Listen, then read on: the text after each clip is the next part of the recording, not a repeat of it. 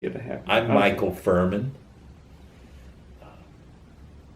I'm 76 years old. I have 7 children and 12 grandchildren.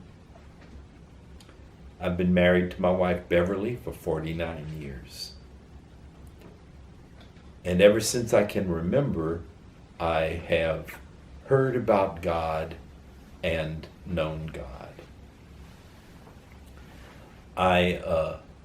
But the first miracle would be a story I heard from my mother and father. The fact that I was even born. My parents were married in 1941, and I was born in 1947. During that time, they were, of course, trying to get pregnant with the child, and they couldn't. And finally, after World War II ended, they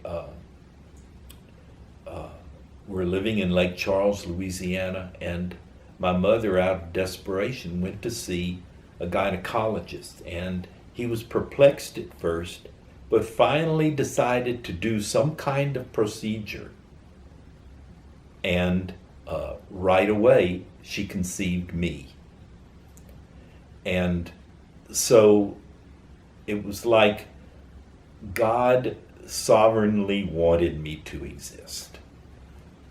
And I think that's important for everybody, to have that deep conviction that they're not a mistake, that they're not an afterthought, but that God Himself intended for them to be and willed them to be. And that's how I feel about myself. So I have that deep identity. It goes back to that story that my parents told me about how they were able to conceive me. The next miracle, I would say, would be one when I was a student of philosophy in Washington, D.C. We're on our way to class one morning, and it's a busy intersection in Washington, and I stepped off the curb, and the next moment I found myself back on the curb and a car whizzing past. And I just knew that an angel had picked me up, put me back on the curb. The third miracle that I could relate would be after moving to Augusta. We were living in the Alleluia community, and our support group had planned a day at the lake.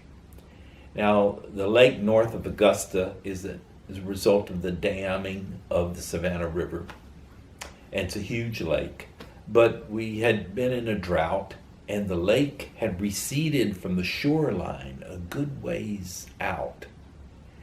And there was an island out there, and about 5 of us guys decided, well, let's walk out to the island. It's not going to get over our heads, for sure.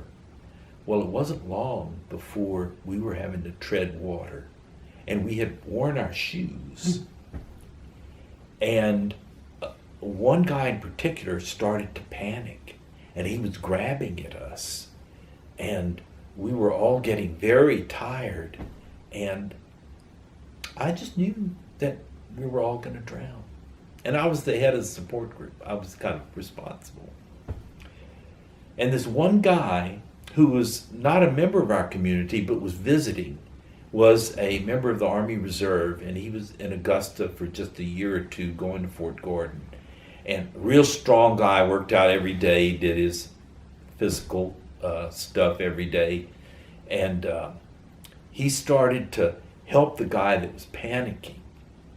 And but we were getting very tired, and we started, I think we started praying. I'm not even sure, but we were starting to panic. All of a sudden, out of nowhere, these 2 guys in a boat are there, and we yelled to them, and they came and put us all in the boat and brought us to shore. And then it's like they disappeared. We never saw them again. and our families were clueless. Our wives were talking on the beach and totally oblivious to what had taken place. We told them, well, where's the guys? We couldn't even see a boat out there. And so I know that through these different experiences, God has saved me for a particular work. And maybe the best miracle is that here I've been serving as an executive director of a nonprofit charity for years. And then God gave me a vision about my retirement. My wife and I, who had been doing spiritual direction for years, a few people, she, women, me with men, gave me this vision of us walking hand in hand up to the top of a mountain in the Appalachians. It's kind of a rocky crag, and where you see where these parasailers take off from and ride the drafts of air down to the valley below. And that God was saying, I want you to take your savings and go to a school to be trained as spiritual directors. And this is what you're going to do together until I call you home. And this will be a way you can together sail, catch the wind of the Holy Spirit, and sail until I let you down in my arms. And out of that vision is what my wife and I are doing now, giving spiritual direction to a lot of people, men and women, and even training new spiritual directors.